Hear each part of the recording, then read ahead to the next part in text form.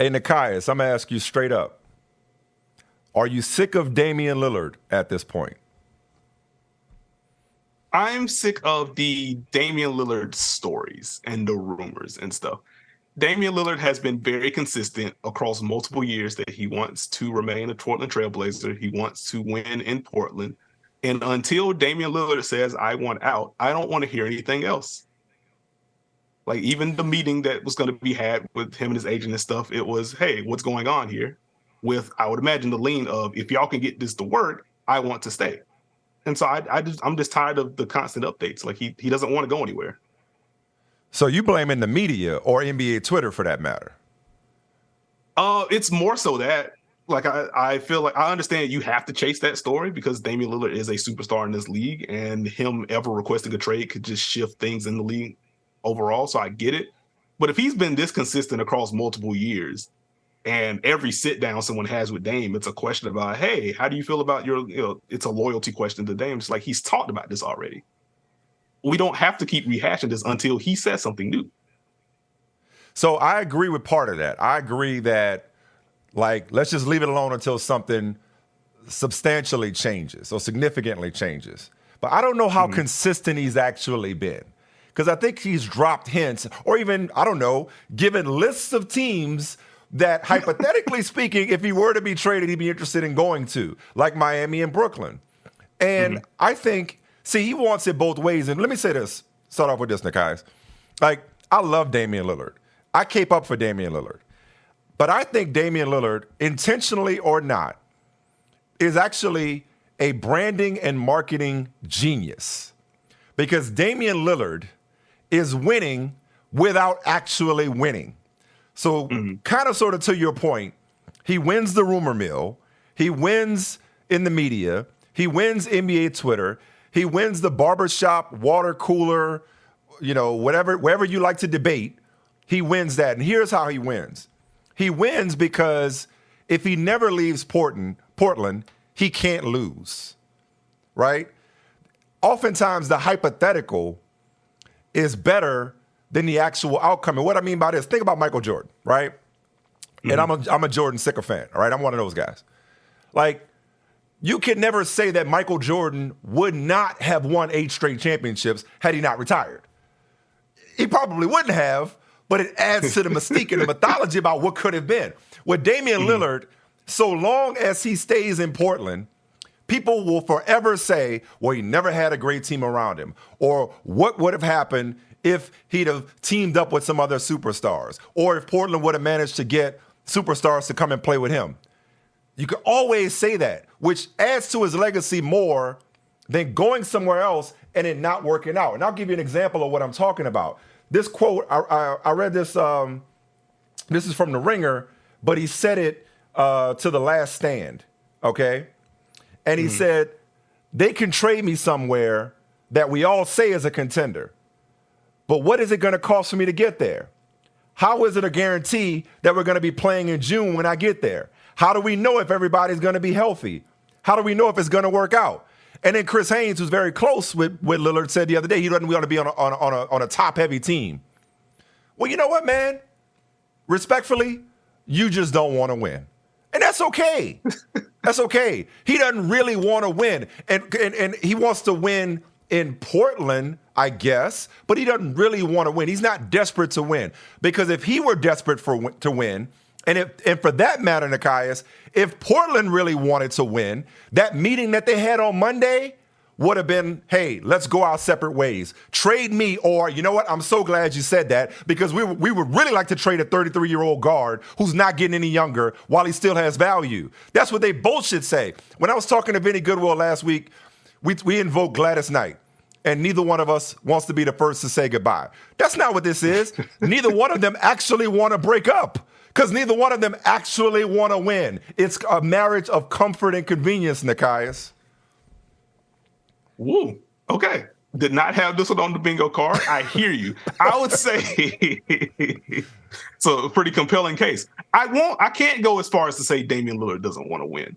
I will say, I guess if I can meet you in the middle, Damian Lillard wants to win his way.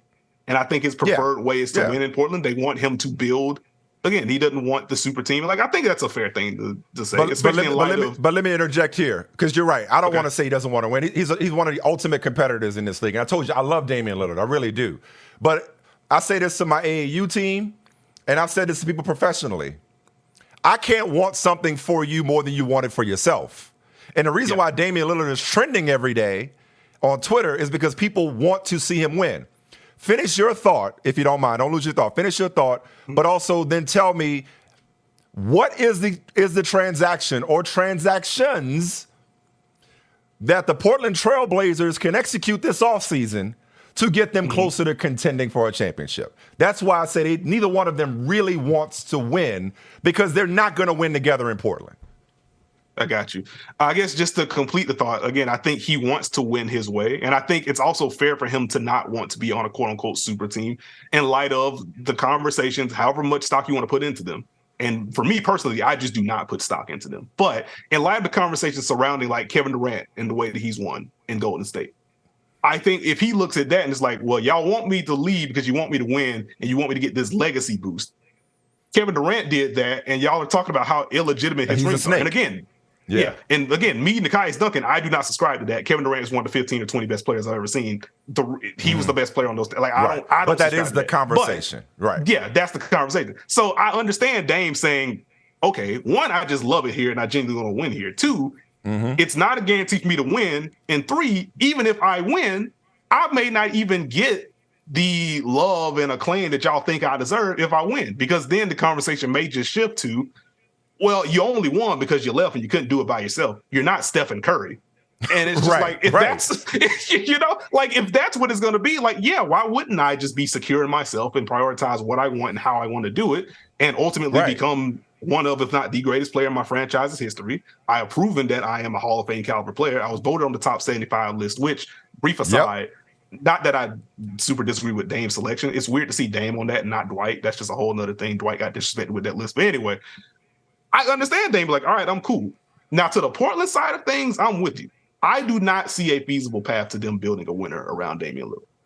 And I don't think that's Dame's fault, but just in terms of the assets they have, the current personnel that they have, ultimately, if they could have found a trade with like 3 and Anthony Simons or whatever the case may be and got a legitimate superstar in the building, they would have done so, because that's what Dame wants. The fact that they could not and they prioritize a long-term viability of Scoot, who I think is going to be a star. Right. I think that's writing enough on the wall. Like, hey, we don't think this may not be what we want, because they would have just pushed that chip in if they really felt comfortable that what they were bringing in was going to be enough to help Dame. And if that duo, whether that was Pascal Siakam or whatever the case may be, if that was going to be enough to get through the West. And so I don't really see the path. Like, I think if I'm Portland, I make the executive decision, but I also say that as someone who is not in the organization. And it's not just trading Damian Lillard. It's, we are trading a franchise icon who has embraced our franchise and community in a way that no other superstar has. They don't want to be vilified. After his best season ever. And so, like, yes, it's smart to trade him at the peak of his value, in my opinion. And yes, if I was running things, or if I'm just doing a my league on 2K, I absolutely flip Dame and I start the thing. But there are so many outside factors to where that just isn't feasible unless it's just, Dame, you have to ask. I think that's how you end up in this feedback loop. And that goes back to my original point. This isn't new. I don't want to hear about this anymore. Like, both have kind of planted their feet in this. I don't think it's changing. So I don't want to hear anything until it actually does. So you said everything I was saying except smarter and more, and with a better tone. Because, like, and that's why you here. Because it's like, look, everything I was saying is not a criticism as much as it is an observation of the situation. And you, like I said, I think we're saying very similar things for the same reason. Because if you're Portland, Damian Lillard puts butts in the seats. You can sell Damian Lillard. You can remain somewhat relevant. You can compete, if not contend. You can compete. Okay, and you have that, and it's just this perfect Reggie Miller in Indiana type love story where he stayed there his whole career and he's beloved. So for the same reason that they don't really want to trade him, when the smart move would be to trade him, and then is comfort. The same reason he don't want to be traded. He loves it there. He likes being the bus driver, I believe. And I don't know Damian Lillard. I think I've run into him a couple of times. So I'm speculating here. He likes being the bus driver, even if that bus ain't going nowhere. you know? And so he could always say, it's my team. I have my run of this place. Come and build around me. And I'm glad you brought up Durant. He can be the anti-Durant. I've said this a few times. He has a certain level of credibility, call it street cred if you want, that Durant will never have. In large part, and I'm with you, I don't subscribe to the, Durant, was just bandwagon hopping on, on the Warriors bandwagon to go get rings and ring chasing. But him leaving the team that blew a 3-1 lead for the 73-win Warriors, who had already won a championship without him, is a set of circumstances that may never be repeated. So I don't think every super team move is created the same. And right. I would like to think that people are more sophisticated in 2023 when it comes to NBA conversations, even though I know, look, you're like, nah, I don't know about that, Mike. We should be. Thinking, we absolutely should be. We should be. But whether you join a team, whether you are traded for, or whether the organization brings in the personnel via the draft or free agency, no superstar has ever won without great talent around them or a great team around them, okay? Jokic was a 2-time MVP, and he won his finally when Jamal Murray stayed healthy and kept ascending. So everybody needs at least one, if not more than one, sidekick, okay? So, and even in the case of the Heatles, it was Wade County until they brought in LeBron, and Dwayne Wade was like, nah, this is your team, boss. Lead us there. And so that dynamic is so played out when it comes to like, well, whose team is it? Well, if I want the super team to come to me. Bro, it don't matter. But that's what I'm saying about Dame is it's like he can always hang his hat and his reputation and his legacy on what could have been versus, and you hit the nail on the head, if he goes somewhere and like he said, it doesn't work, then he's holding that L as opposed to being able to hold on to one of the greatest players, a beloved player who never won a championship, but did not try to take the elevator, was willing to take the stairs. But what I wonder, though, just looking at Twitter, is if a lot of people, instead of looking at it the way you are, Nekias, where you're looking at it like, hey, this is our fault for having conversations that he's already said where he stands, or our fault for speculating on something that hasn't changed, it feels like some people, both in mainstream and social media, might be looking at it like, Dame, make up your mind. You know what I mean? Like, what are you waiting on? Why haven't you pressed the issue? Why are you waiting around, reportedly, to see what Portland does in free agency when you already know what time it is? Does it not feel like that to you, and just in your observations of the landscape, the conversations? No, I think that portion of it is fair. And I think, to the podcast comments where he's listing like Miami or Brooklyn as potential destinations if he ever were to get traded, like, one, just a very specific question tossed his way. But so you ain't got to entertain it, though. Yeah, you don't have. But you ain't got to entertain it. That's gonna be my next point. Like, yeah, he could have shut that down if he wanted to, and the fact that he didn't, like, based on the history, it felt more like, let me throw this out here because I know how they're gonna react. Let me put as much pressure as I can on the organization without putting pressure on them. Like, that was my read on it. Like, hey, I don't really want to do this, but just to float out, hey, I am thinking about this if y'all don't make the move. And that's where we get also more of the rumblings and reporting, like, hey, we're trying to see what you're going to do at number 3. Are you going to trade this? We really want you to get a star talent in here for number 3. And then they draft Scoot, and then you immediately get the report, oh, they haven't talked in a few days. And then it's, oh, we about to have this meeting on Monday. It's interesting to me. But again, I think the harder parts is Dame wants to be there, and he wants them to build this around him. That part's been consistent. So that's why I kind of read past some of the hints that have been thrown, because I just kind of at this point, I just read those as leverage plays from him. And like, I may just be wrong on that, especially if he ends up eventually being traded this offseason or next offseason. I may just have to hold the L. But based on everything that we've heard from him directly over the last few years, that's why my mind immediately goes to, I'm not feeding into this as a trade plea. I think this is very much just leverage that he's trying to exert. Sure. So he's trying to exert leverage on an organization that, even their best efforts may not get him closer to a championship. He just wants a shot. He just wants to be in the conversation, So this is about the outside more than the inside, because as you pointed out, the inside, both sides have been consistent. We want to keep Dame here. We want to build around him. I want to be here. I want them to build around me, right?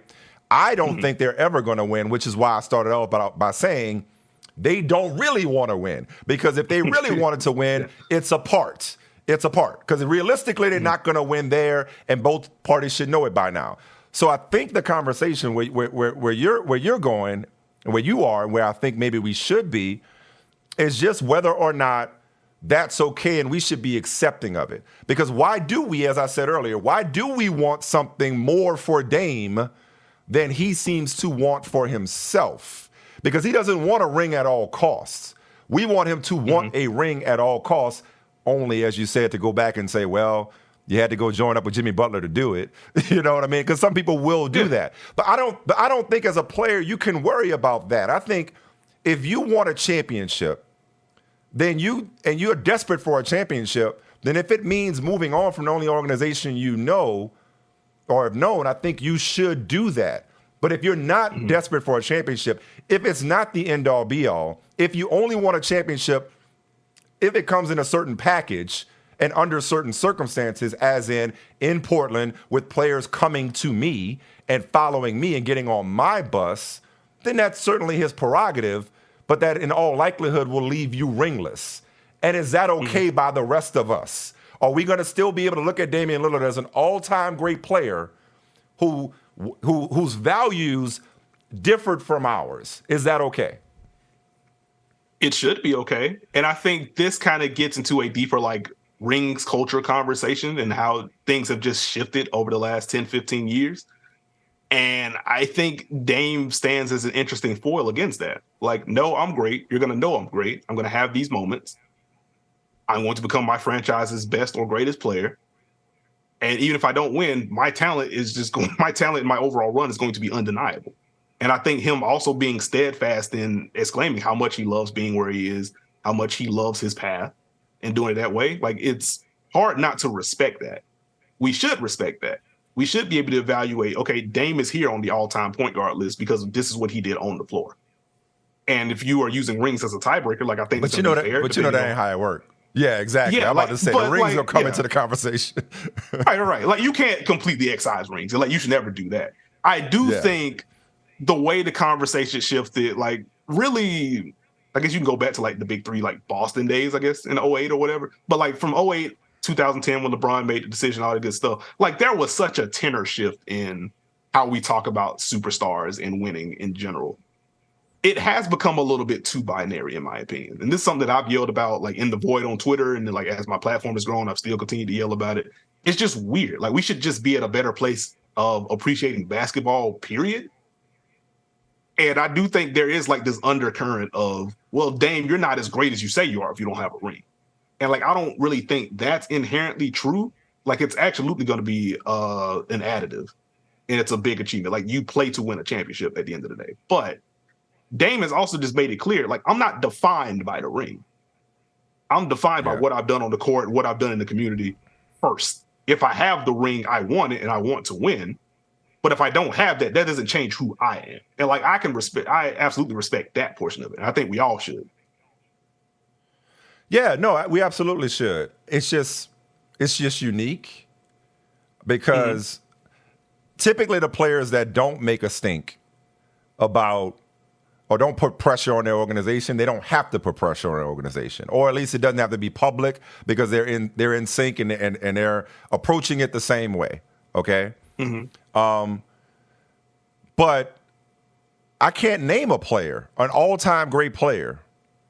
I can't think of an all-time great player whose appetite to win was so insatiable that they wouldn't get a coach fired, that they wouldn't demand a trade. I mean, maybe Dirk. Maybe Dirk was the only guy that just kind of stayed the course and didn't make us think about it until he finally broke through. I can't really think of an all-time great that there was not a trade threat or trade demand made, whether it was met or not, that didn't make a trade demand, that didn't hold the organization's feet to the fire some way, somehow. Obviously, you could add Jokic to that list if you wanted somebody else who stayed the course. So there are a few precedents of superstars who've just been like, I'm here, I'm going to trust the organization to do what they have to do. But more often than not, at some point, their biological clock starts Marissa Tomei and my cousin Vinny ticking like this. And it's like, here's Damian Lillard. It's like, bro, again, we can't want something more for you than you want for yourself. Do you not see that it ain't happening in Portland? So if you really want it to happen, sorry to be our broken record, if you really want it to happen, like, bruh, it ain't happening here. And you can't play forever at this level. So if you want to be a headliner still, and more specifically, if you don't want, I don't know, the Heat to have to give up, a Duncan Robinson instead of a Victor Oladipo, hey, you might want to get a move on before July 1st. You know what I'm saying? Like, if you actually want to do this before everybody else just moves on and finds another dance partner, stop doing this dance year after year, because what's going to end up happening, if he gives him, it's going to come up again at the trade deadline this year, or it's going to come up again next offseason, and he's going to be a year older. You know what I'm saying? And it's just, right. And then it becomes, well, you just ring chase toward the end of your career. Then and even though he did win a championship, then one day, who knows, you might be Bill Walton on the Celtics sideline waving a towel. You know what I'm saying? Like, you won it in Portland already, so it's not the same thing. But it's like, it feels like now or never. So I'm with you. I'm a little fatigued by it. But what I'm more fatigued by, I think where you and I differ, you're more fatigued by the outside noise. I'm more fatigued by the indecision, or so it seems, about, do you really want to win? He is decisive and convicted in wanting to win in Portland, but I don't know that he wants, I'll revise what I said because it did sound harsh earlier. I don't know that he wants to win in general, or that they want to win in general, but umpteen time, if they both did, they would realize by now that the best path to do so is apart. I got you. And I'll just quickly add, I think this offseason is a real inflection point on a couple of fronts in this situation, and maybe why the noise feels a little bit different this year, because with the new CBA being ratified or coming ratified soon, and those, the second apron and all that good stuff really going into effect next offseason, this kind of has to be the summer in which teams can, just from a salaries going out perspective and stuff like that, this is the summer to make the Dame trade if you can do it, because it just becomes a whole lot more difficult if not. And then going back to how the season ended for Portland this year and getting the number 3 pick, that felt like a flashbulb. Okay, we build around Dame, or we take this stud in the top 3, because we may not be drafting this high again, and especially not drafting this high again in a class like this.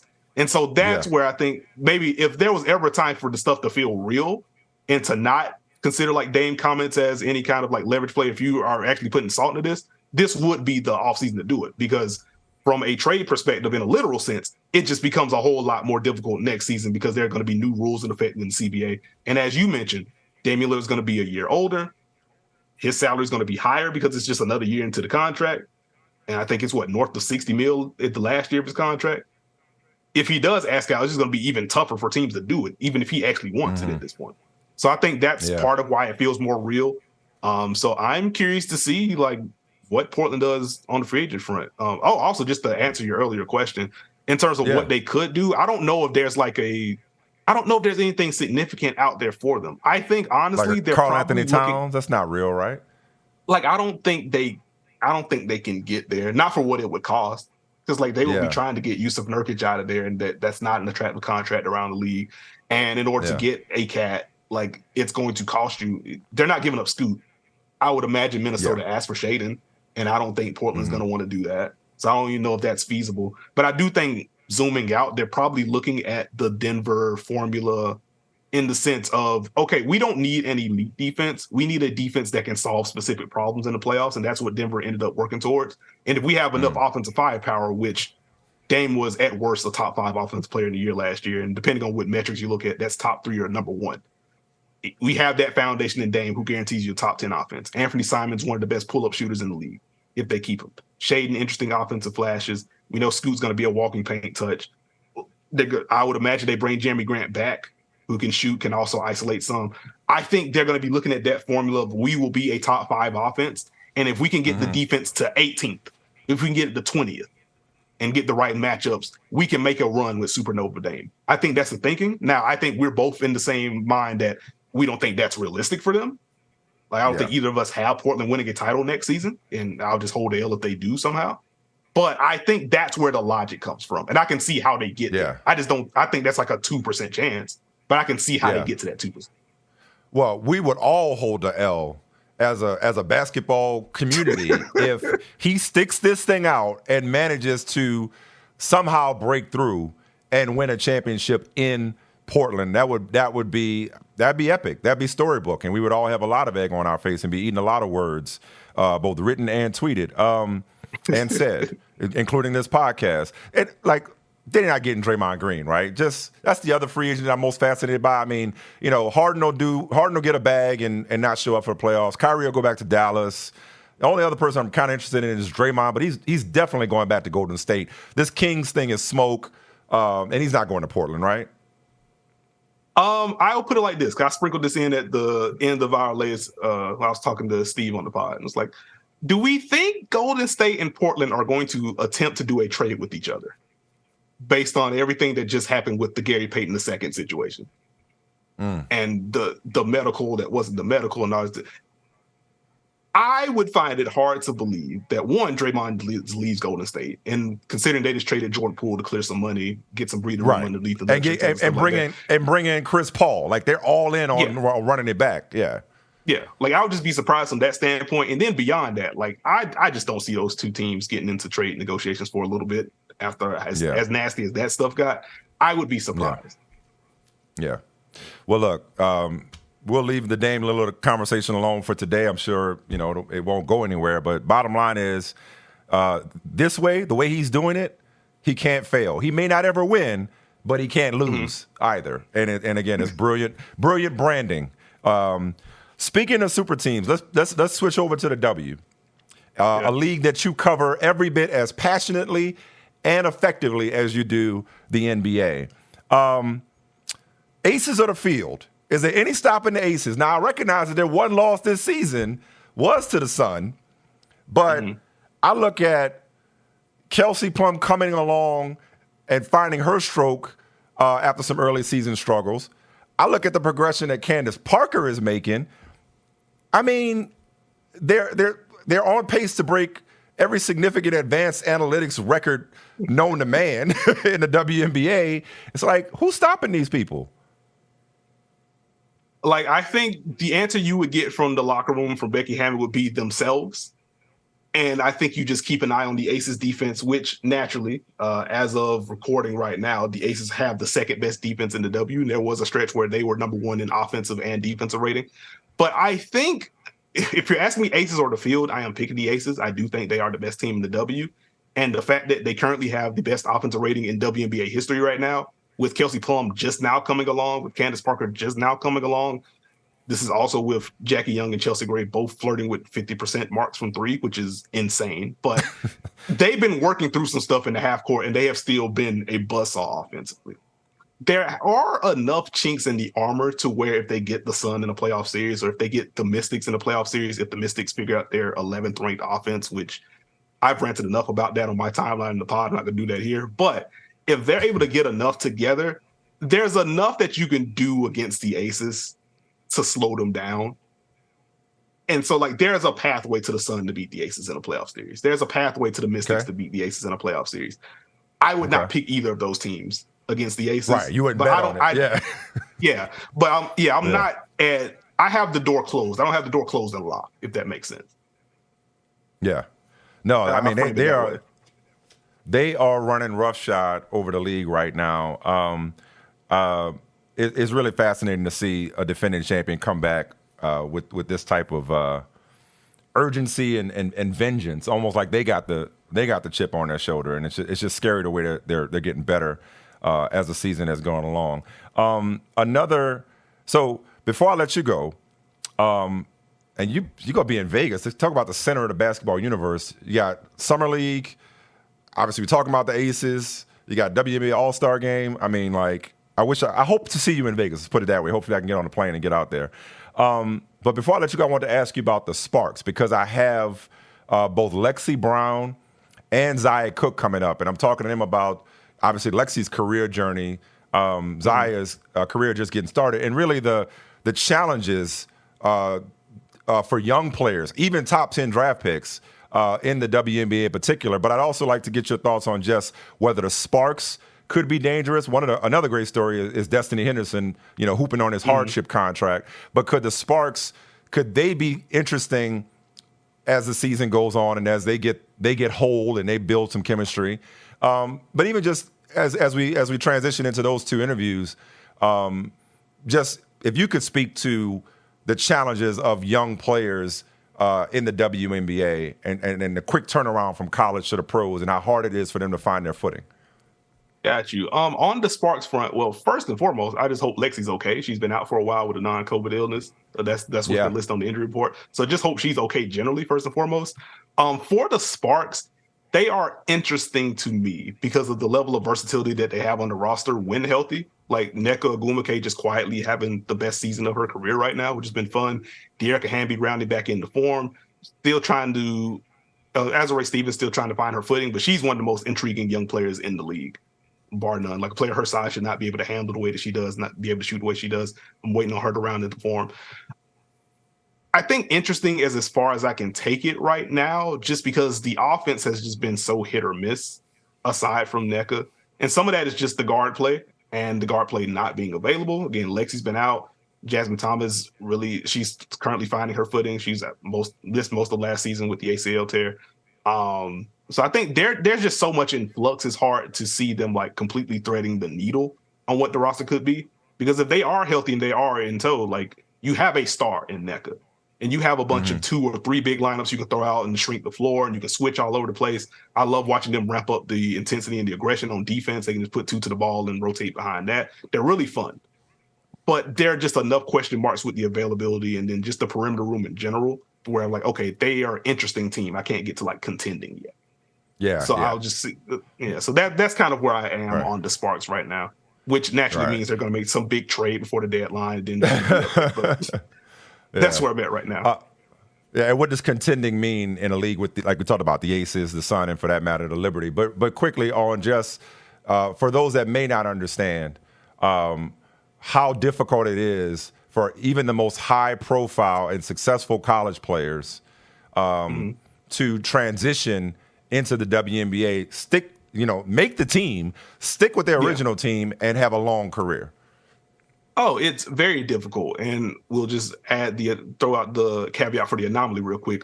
Aaliyah Boston's already one of the best players in the league. What she's doing is absolutely insane, but it generally does not go the way Aaliyah Boston makes it look. As you mentioned earlier, the turnaround time is tough for players. Like the draft is there, and then 2 weeks later, the season starts. You don't really get there's no summer league. Preseason games, teams may play 2, but that's kind of it. And then once you factor in the league itself, only 12 teams, there are only a certain amount of roster spots available, and then it is a hard cap in the WNBA. So with that being said, it just becomes prioritizing. It becomes prioritizing like the vets. It also is prioritizing anyone you can find. Like I think back to the Rebecca Gardner signing Chicago made last year, and she broke out, but she was someone that was playing overseas for a while. And James Wade was able to bring her in on a contract that's just below her value. But because she didn't have the W experience, they get her there, and she ends up becoming one of the best defenders in the league, really good backup point guard for Chicago.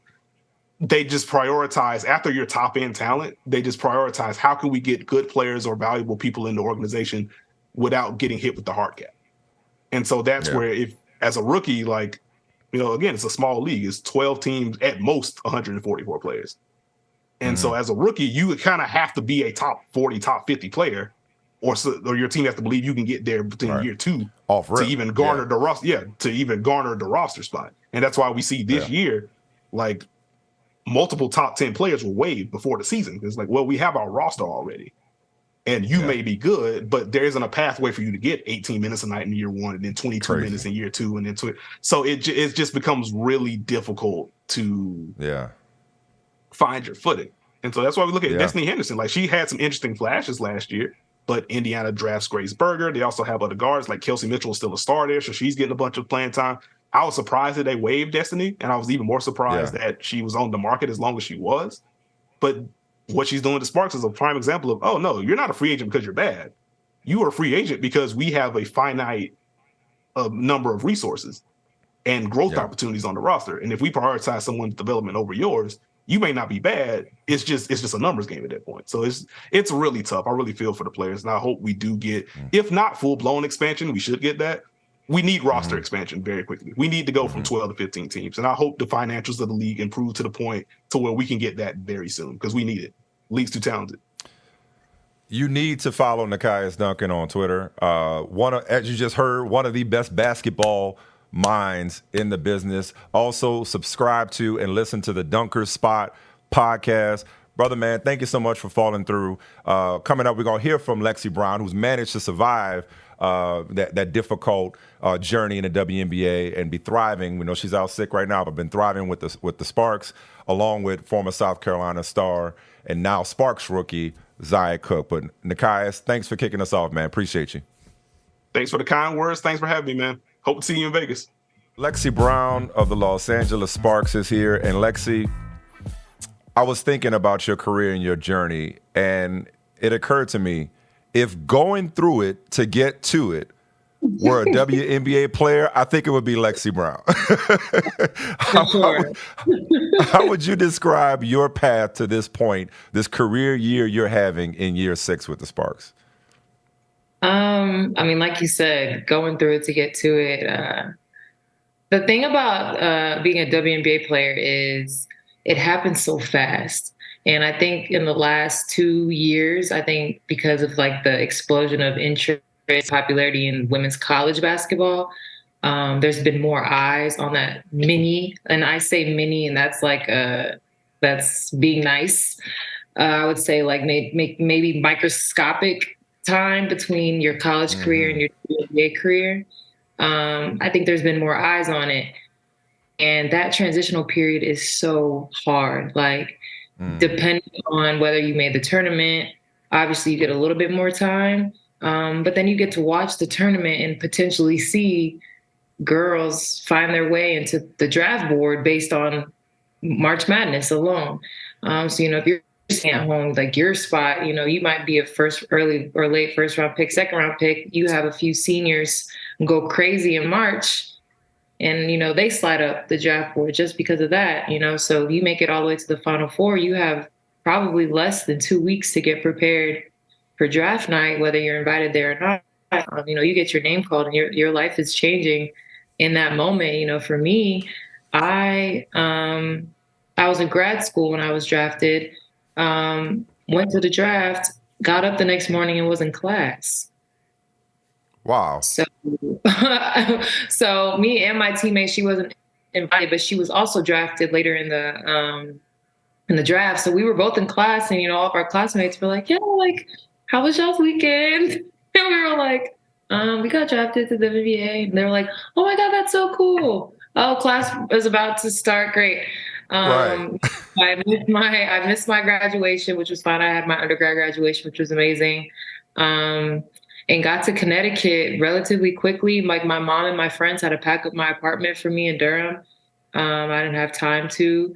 And it was just quick, right to it, right to business, right into training camp. And honestly, off the rip, Coach Kurt Miller, who is my coach now in LA. So, full circle. He flat out told me that I probably wasn't really going to play that much my rookie season, and just be like prepared for that. So, that was hard to hear. You're on a high. You've just finished your college season. We lost the Sweet 16 to Connecticut. That's still a huge accomplishment to get to the Sweet 16. And then, you're on another high from draft night. And then you get to training camp and your coach immediately is like, happy you're here, but like, I got my group. So you're just here to learn right now. And, that was not an easy process for me. And I made my fair share of mistakes my rookie season as far as handling that. But like what? Just becoming like very, isolated, I think, just dealing with that. I mean, I had great teammates, but, that did try to reach out and help me. And I did appreciate them. But, just putting my head down and working essentially, which came off as isolating myself, when really I just wanted them to know that I was just always in the gym working. I was getting the extra workouts in. It was just hard. And then also living in Connecticut was not easy either. So just dealing with that. It was a rough summer, but, it was a really good team. that stayed together until this past off season. So 5-6 seasons of them, making a lot of potential championship runs. It's a really good team. They never got to that point of winning a championship. That happens. So I did learn a lot. But at the end of that season, we had our exit meetings, and he knew, I knew, like, it's funny because, you get traded after your first season. And you're just like, was I not good enough to be on this team? Like, what did I do wrong? So it ended up being, a blessing in disguise. I do think Kurt saw my talent and my potential. He just, I don't think how to utilize it in that moment. So the trade was good for me because my second season, the W, was actually a really good season for me in Minnesota. So I am thankful for him to, make that move because he could have just waived me. So he didn't. But I mean, there's a lot of journeywomen in this league. And I think my story, sticks out because I think I was a little bit more vocal about it. And, I'm just more of a more vocal person in general, on socials and, during the season. But like, this happens to a lot of players, and it takes a little bit of time to find your footing in this league, and you just kind of have to grind it out. And you've definitely done that, whether it was through Minnesota and even just the roller coaster that was Chicago, waived and re-signed a few times before winning a championship, and then not even sticking in Chicago. How would you summarize the Chicago experience? For me, that was just, I call that it was like a fun stop for me. Like, obviously the whole process of getting, waived right before training camp started in Minnesota, pretty much with no explanation. And then, just kind of scrambling to find a training camp right before everyone had to report, to just the salary cap gymnastics that had to happen to get me back on the team. It was just a lot mentally. But I mean, I credit my friends and family. My mom, when I got waived the first time, my mom was just like, go enjoy your summer. Like, you haven't had a free summer since you left school. So, just like, go work out, stay in the gym, but like, don't like lose your mind over this. Like, if they need you, they're going to call you and you're going to be ready. So, obviously I didn't like seeing them, not doing well in their season, but they were going through I think an 8-game losing streak or something like that when I got called back to come play. I came back, played 1 game, and then I got waived again. But like I said, that had to do with like salary cap stuff. But that was another team that had a core group that had been together for a lot of years. And you throw in Candace Parker, and it was a championship caliber team for sure.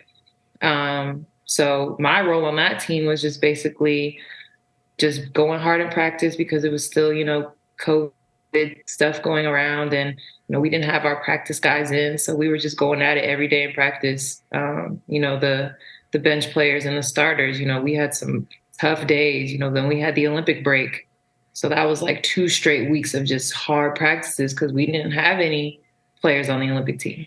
So we were all just in there going at it during that Olympic break. And I think, that was a huge turning point for us, that time period. And then a lot of us kind of just understood our role. And I don't want to say I was like the leader of the bench because I didn't really even get in. I feel like the leader of the bench mob, you still have to like contribute on the court. I think I was just kind of the person that like kept things really light, and just kept the players that were playing confident. And that was a role that I really was proud of, and I really enjoyed doing it because those players are amazing. I learned so much, specifically from Allie Quigley, who probably at the time was the best, shooter in the league. So just being able to play against her, guard her, watch her every day in games and in practice, she taught me more than she probably even realizes. And I probably didn't thank her enough for that season. But just being around her was amazing for me and my growth as a player, as a shooter. And just being around, being able to experience that championship, like even though I didn't play a ton, I did score in the finals, which was cool. Yeah. But just being a part of that was amazing. And, we didn't have the best season. We finished 500. We were in the first elimination games in the playoffs, and we just started clicking at the right time. And we kind of just rode the wave all the way to the championship, and it was really fun. But unfortunately, like, most of the team didn't stay after that win. That championship run was shocking to most. I mean, it was shocking to me. I've never seen a team win a championship and not immediately want to run it back. Right. But again, that's like the business of the WNBA. Like, the salary caps, the people want more money, people want something different. And, you got to respect what people want in their careers. But James was very honest. Coach Wade was like, yeah, like, the whole team is essentially free agents and you are last on the priority list. And I was like, dang, but for your honesty, I appreciate that. But that led to another offseason of uncertainty. And, I didn't get traded to the Sparks till not even March. maybe like, yeah, it was very close to training camp. Almost April. Yeah. So it was a lot of back and forth with James, like, okay, like, can you just, like, because he picked up my option, which made me a restricted free agent. And I was just like, can you just release the option and let me be unrestricted? And he wouldn't do it. And that's fine because I'm valuable. I mean, there's a party that's frustrated and there's a part of you like, okay, well, he does see a little bit of value in me being restricted. And he made that trade to LA. And again, very grateful for him making that happen because I had been wanting to play in LA for a minute. Nobody knew that though, but I love it here. And, last year was rough, but, this year we're getting it together. So that journey from, being a top 10 pick to being traded, to being waived, to being, in and out of the organization with the Sky, and then ultimately, winning a championship and being traded to the Lakers. The Sparks. I beg your pardon. What I wonder is, what was the low point for you during that topsy-turvy time? Honestly, the lowest point was when I got waived from Minnesota. Okay. No conversation. It was after the bubble season. That was like a super stressful but amazing experience. The things that we were able to do and accomplish in there were great. Just going through that, like, you can ask NBA players too, like, their experience was obviously very different than ours, but going through that together, like, that's something like special. You ask we all joke about it, like, nah, like, that's something that we block out, like the bubble season. But it was like, that's still so, like, we were a part of that. I was coming off my second season in Minnesota. Like, I felt like the Minneapolis, like, they loved me there. I loved our fans in Minnesota. I still was playing, like, I was first person off the bench. Like, I had a role. But I loved it, and we had something special. Like, we were building something special, I thought. I think the pandemic altered my career also. I think obviously with a lot of people altered a lot of things. I get to the bubble. I'm not having like stellar numbers, but I'm having some very impressive outings during that season. And then I go down with a concussion. So I'm not able to finish the season. So I end up leaving the bubble right before playoffs start. And then they ultimately lose the first round against Seattle, I'm pretty sure. But they didn't address why I left the bubble. They just said I left. And I thought that was kind of strange that they didn't address why I left the bubble. They just said Lexie Brown was like left the bubble. So I personally didn't say I had been blocked. I'd been Oh, you good? vlogging. Sorry, I had been vlogging this entire experience on YouTube. So if you had been following my vlogs, we would have known that I had been concussed. So again, the WNBA didn't really push the vlogs. The links didn't really push the vlogs, which I also thought was weird. I wasn't the only player making them either, but they weren't promoting or pushing anybody. So I thought that was strange. So I leave. I don't say anything or address anything until after the season is over, because obviously, like, I'm still supporting them from the outside. And then, the season ends and it's still nothing, no statement made about why I left. So I had to address that I had a concussion and I had to leave. So that was that. And I dealt with that for a few months. It took me a few months to get cleared from that concussion. And then I didn't go overseas that year. And I'm just, training, like the most intense off-season training I probably have ever been in. And very excited to get back to Minneapolis. And I just don't hear anything from them. Like, nothing about housing, nothing about flights, nothing about training camp. And I start reaching out. Just ghosted. And I was just like, okay. So I reached out to my agent at the time. And I'm like, okay, I think there's something going on. And I need you to figure it out. And, he comes back. And he's like, oh, yeah, they've been trying to trade you. And I was like, what? Like, for what? And then it got to a point where I guess like nothing was working out. So then she just ultimately just decided to release me from the team. And when that happened, to this day, I have not had a single conversation with anybody in the organization, maybe one person. I still talk to the players, of course, they're amazing, but yeah.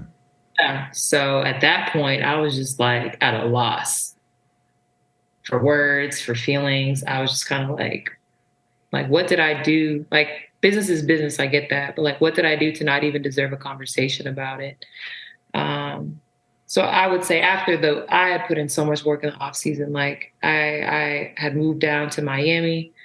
I had worked with some amazing trainers on and off the court. I was like in the best shape of my life. Like, I was really ready to have my season in year 4, it was. And then it all kind of just came crashing down. I was just like really upset about that. And then obviously Chicago happened. And surprisingly, like, I was upset about, being away from Chicago, but I kind of looked at the makeup of that team, the final roster. And, there was a part of me that was like, I'll probably be back here in a few weeks. And I was.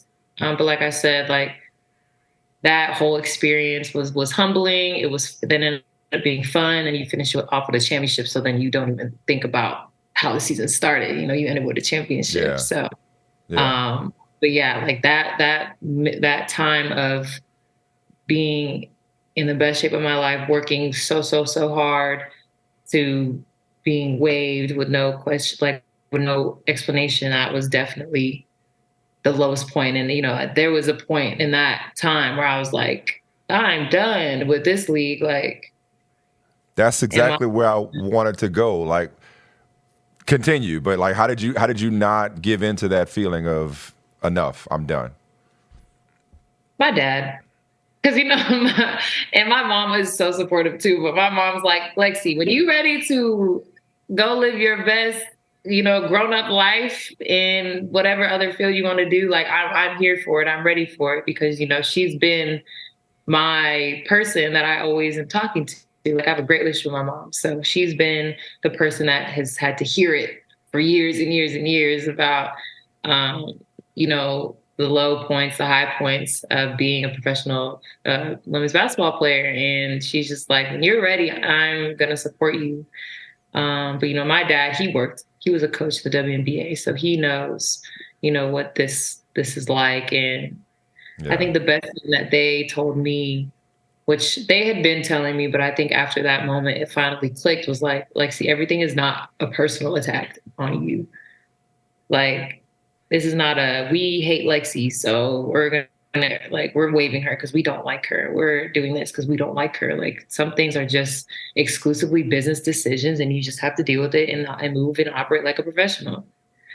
And when you do that, the next opportunity comes. Like no one's going to be able to say, "Oh, she acted like this," or "She doesn't know how to handle herself," or "She was unprofessional about how we handled this." And I think that's coming back to this situation I'm in right now. Like just ultimately being a professional. I mean, that's what it has come down to for me, because I've seen a lot of players deal with similar situations and just handle it just horribly. Yeah. And now they're at home because of their attitude or reaction, not because of their play. And I don't think that's fair, but that's what happens.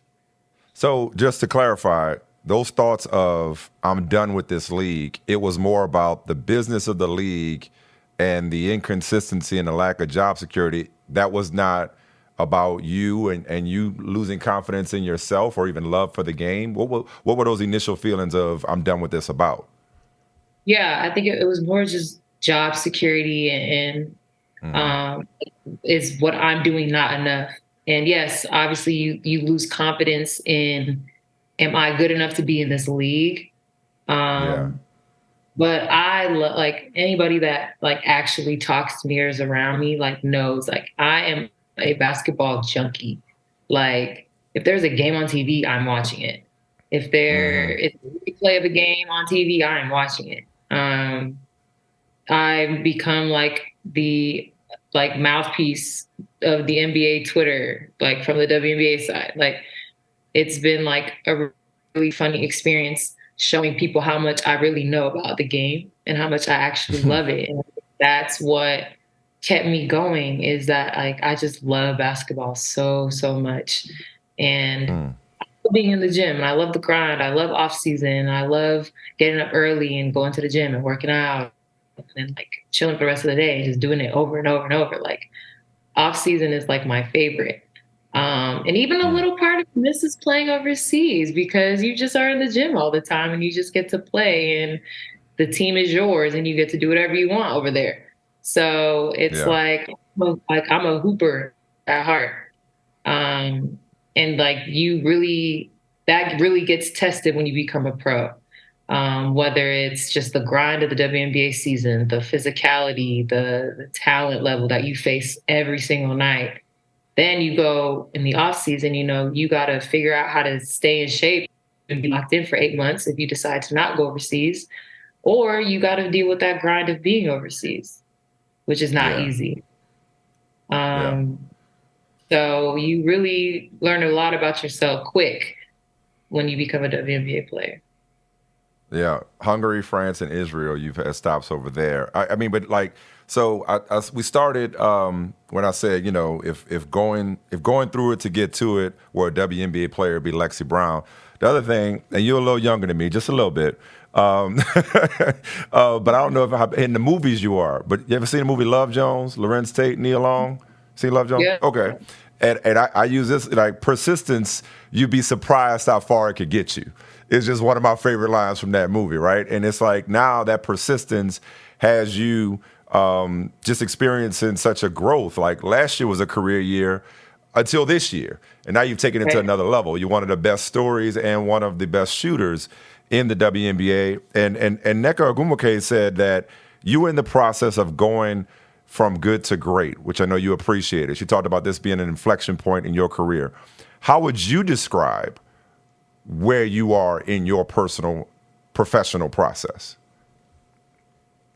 I mean, I definitely agree with Nneka. I was right next to her when she said that. I almost like wanted to cry. Like, I just love Nneka so much, and being on her team has been one of the biggest blessings of my career, for sure. Just the knowledge she has and the respect she demands from every single player, coach, owner, everything. Like, just being around someone like her has been so incredible. So to hear those words from her, like that, she don't gotta say another nice thing about me ever again. Like, for her to say that was amazing. But it's just funny, like how the conversation about me has shifted, and I knew it would. And it's just like, oh, she just worked on this, she just worked on that, and I'm like, I've always had all of these things, like nothing that I'm doing, I've added. Like I've always had all of these things. It's just about you always a star. They just didn't know it. Right. Exactly. It's about like preparation meaning opportunity. And I've always been prepared. I've been overly prepared for years and years and years and years. And I just never got the opportunity. So I'm just really happy for myself that I was prepared for the opportunity, because I don't even think that the coaches or other teams knew the opportunity that was going to present itself this season with the Sparks. Obviously, Nneka is our star. She's our superstar. And we go as Nneka goes, and she's the priority. When we're running our offense, obviously, if Nneka isn't playing well, then we're not going to win. Or if she's not getting the ball, we're not going to have a chance to win. But that like next person that that kind of still had like kind of a question mark when we made all these signings in free agency, like who's going to be that number two to Nneka. So that's why I think we had such an intense training camp. I think Kurt and the coaches were trying to feel out like who's going to be that number two. And once the season started, it just ended up, I think, being me. And then I would say Jordan Canada is our third, as far as like scoring or like just having the ball in their hands. And, I think it was important that, there was a reason it panned out that way, because last year we were on the team together and, we went through that up and down season together, and we're growing through this together, and we're figuring this new era of the LA Sparks together. And I think that matters, and that's important. And it's been very special. It hasn't been easy. But every, success story isn't easy.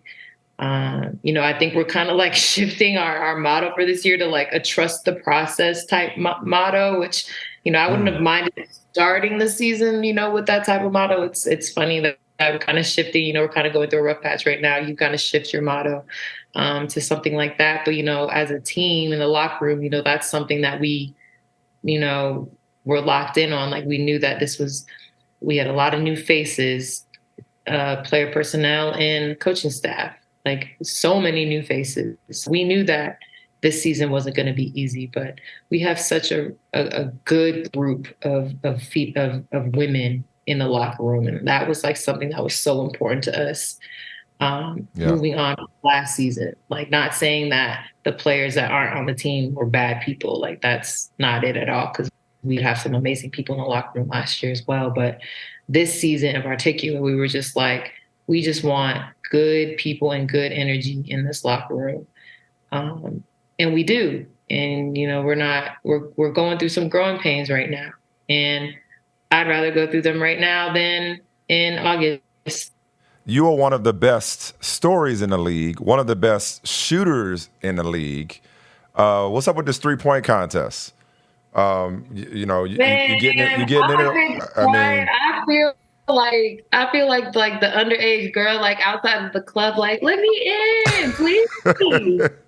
Like I've been trying to get into the 3-point contest for like 3 years now. So, there were like rumblings and grumblings of like a potential all-star selection this year, which probably is, not really possible if I continue to miss games, which was a bummer. But, if they invite me, I'll go. But just like, it's going to be given like a here, damn. Like I want them to like really want me there. So, I would love to participate. I did participate in the 3-point contest my senior year of college, and it was horrible. So I would like to redeem myself from that performance. 3-point contests are hard. They are difficult. Standing there and picking up the balls off the rack is like, that's not easy to do. I'm more like a rhythm shooter, but I mean, would be a fun thing to participate in. So I hope I get that invitation. It would be really fun. Allie is not part. I actually would have liked to dethrone Allie quickly, but she's not playing this year. She's won 3 years in a row, I'm pretty sure. Yeah. So we're gonna have a new 3-point contest champion, but it's still kind of gonna be fake because we can't go against the current champion. But Yeah. love to participate in it. Well, a couple of things. Your social media game is top notch. I was looking for the caption when we talked about, people thinking that you're some kind of different player. One of my favorites was, they knew I was coming, but they ain't know how. That's one of my favorite captions. But speaking of contests, though, contests kind of run in your family. Y'all got a history of winning All-Star game contest. I want to go back to your dad, Dee Brown, former Celtics great Dee Brown, a slam dunk champion Dee Brown. And I just want to know, what kind of girl dad was he, and what kind of confidant is he now that you're following that same professional basketball path? He is the best girl dad that you could ever ask for. He has a shirt that says girl dad and he wears it all the time. We have my little brother now. So, his girl dad title has been a little compromised because he has a son now, but he's the best. People ask me all the time if he forced me into basketball, and it was nothing like that at all. He actually was a little bit against me playing basketball at the beginning because of me not being very good. And you were a tennis player, weren't you? I love tennis. Tennis was that was my thing. I wasn't very good at it either, but I loved it. But I wanted to spend time with my dad. So that's kind of how I fell into basketball. Like, I just wanted to be in the gym with him like all the time. And, there were conversations like, Lexie, are you sure this is what you want to do? Like, you can still go play tennis. You can go do whatever else you want. And I was just like, no, I want to play basketball. Hang out with you. So, our training session started when I was like in elementary school. Like, I was very young. We were just doing very basic, monotonous drills, like just to get the skill down. I was a little chunky girl when I was growing up. So, we didn't know what type of player, athlete I was going to turn into. So he was like, one thing you're going to be able to do is shoot the ball. So he was like, a team is always going to need a shooter. So, that was something that we really locked in on at a young age, was 3-point shooting. And that's kind of what I was really, really good at, probably until 8th grade when I started, slimming down a little bit. I grew a little bit. And a little bit of his athletic genes kicked in.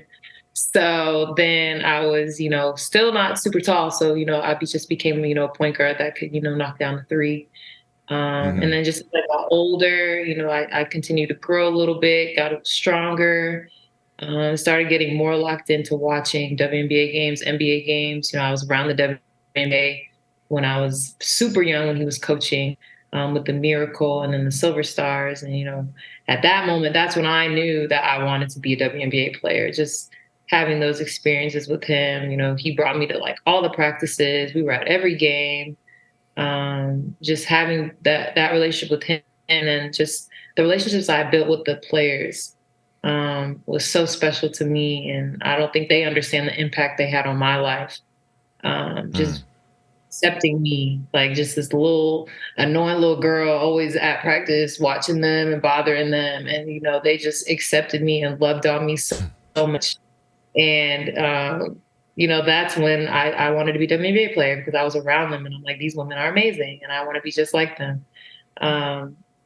But his impact on my game, and as I've gotten older, you have the parents that are like super overbearing and always calling your coaches up, or always, online, just talking crazy about everything and just getting into it with people. Like my dad and my mom, I mean, they're the complete opposite. As I got older and found more success, I would take 2 steps forward, he would take a step back. Like, just like, go do your thing. Go do your thing, Lex. Like, I'm proud of you. And I think that's something that I appreciate about him. And, sometimes we look back and we're like, Dad, could you have like used your influence a little bit in this situation? Or could you? Right. And he's always maybe you like, I could have, but like it wouldn't feel as good if I did. Because look where you are anyway. Like through it all. Like you did this, you worked hard. You didn't need me to pull any strings for you or, throw my name around to get where you are. Like it's right. always been us, it's been hard work.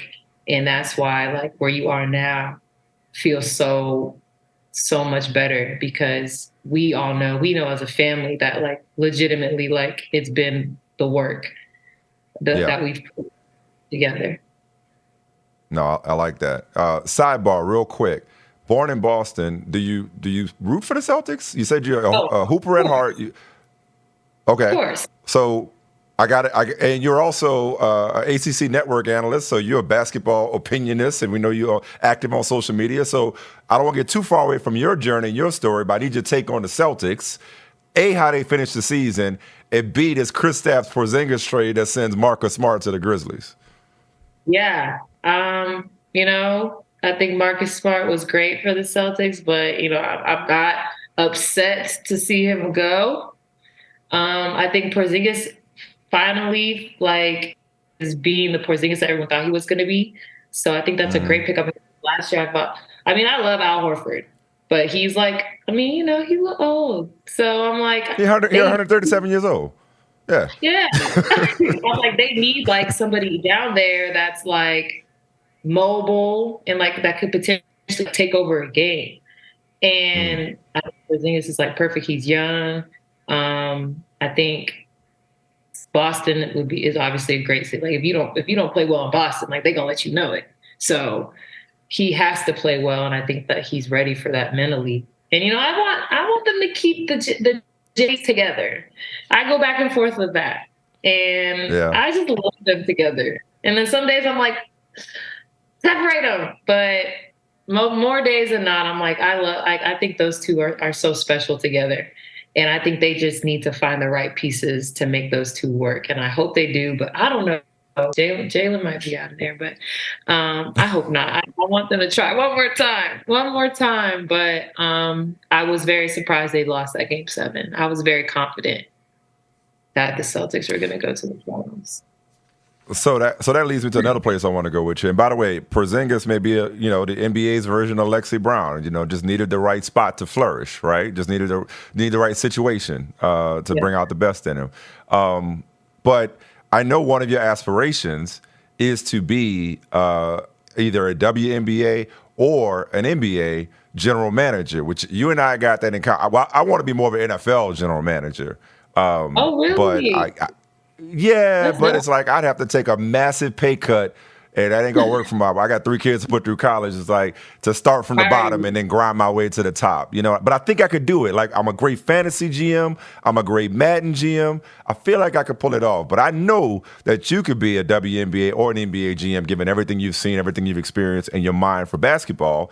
So if you were, let's go WNBA. If you were a WNBA general manager, right now, what would be your first move? What would be your first phone call? Right now? Yep. I'm calling all the college coaches and asking about their seniors. Because with this COVID year, the girls can stay. I think this is the last year. The girls can stay their additional year in college. So, I think this next draft class is like going to be insane. Or it could be insane if a lot of them decide to take that 5th year. So I'm calling up all the college coaches or the agents or whoever you got to call now for these college kids and figuring out like where my mind's at. And I'm just going to keep a pulse on that all season because that obviously you don't say tanking exists, but like there are certain players that could potentially be coming out next year that could be incredible for the league. So I would definitely, keep a pulse on that. And then just keep an eye out on like the younger players right now. I think that there's there's a shift going on in the WNBA with these younger players. And like I consider myself a younger player. I'm in year 6, but my body feels like I'm in year 2 or 3 because 3 of those seasons I didn't really get on the court. So, I'm feeling good. And like I said, like there's a lot of players in this league that don't, find their comfort zone or their confidence or, their role until like year 5 or 6. So I'm looking at, that group very, very closely, these like 5 to 7 year players, and seeing what they're doing. And those are the players that I'm looking at. And I think those are the players, even the ones that are, that have found their footing and playing super well. Like I'm looking at those players because I think that this group, our group, like our age, like we're coming. And, I don't like to say like we're taking over because like that seems like really aggressive and that's like we're stepping on people, like we're telling people get out the way. But I get you. But yeah, like you got to respect the players that have come before us that are, a little bit older than us and still like out there getting buckets and doing their thing. But like the next wave is coming, and then the wave after us is also coming. So we have to find a way to honor and respect the ones that are a little bit older and still doing their thing, but also making space for the younger players that are now, finding their groove and, playing this new age basketball, this more positionless basketball. And then also making space for these young players who are bringing a new, attitude, a new whole fan base, their own swag to the league, that we've been wanting and needing. That reminds me, I got Zia Cooke coming up on the show here. Just she's going through that transition, that immediate jump from the tournament and college to the draft and training camp and, baptism by fire. Like, how have you talked to her and what kind of, what are you observing in terms of how she's adjusting to the WNBA and what kind of advice have you imparted to her given the road that you traveled? Yeah, I mean, from more of like a distance, because obviously you get into camp, you're not sure who's going to, like, even your draft pick, like you still don't know who's going to be on the team. I mean, the way she played in training camp, I knew she was a lot of this team. She had a great camp, plays with a lot of confidence. She plays with a chip on her shoulder, which I love. She had a great first game. Yeah. Like she probably had like the game that any rookie would like dream of. Your debut against Phoenix on ESPN, BG's home, like all these things. Like you just start the season on such a high, and then the ebbs and the flows of a season come, and you play this game or you don't play this game, you get in this game, and just watching her, like she's handling it well, but you can tell, like obviously no one wants to not play, so you take that into consideration. Like obviously you want to be on the court, so you respect any way someone feels about. I ain't played as much this game. Like like obviously I don't want you to. Nobody would be happy to not play, so you obviously understand that. But I think the opportunity she's been given, she's done good things, but she has a lot to learn. But we also take into consideration how quick the turnaround is and the amount of things that she was able to pick up in camp as fast as she did was like super impressive.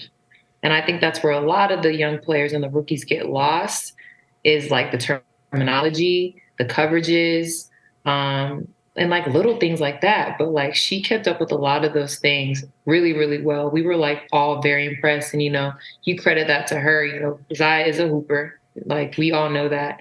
And then her coach, Dom, we asked her, like, hey, Zia, how you know all this stuff? She's like, we do this. We did this at South Carolina. Maybe we called it something else, but, we do these types of coverages, South Carolina. So she's been really good in that aspect. But she's hitting a learning curve. And I just have been telling her, like, just stay confident. Don't overthink, which is easier said than done. But I'm like, I've been exactly where you've been, Zia. Like, where you get thrown into the game, you make one mistake, you get pulled right out. Like, obviously that is not an easy way to play basketball, like, at all. Yeah. And I know. Yeah. I know it from experience.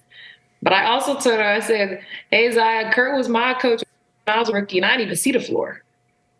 So you're in a better spot than I was. Like, you are out there.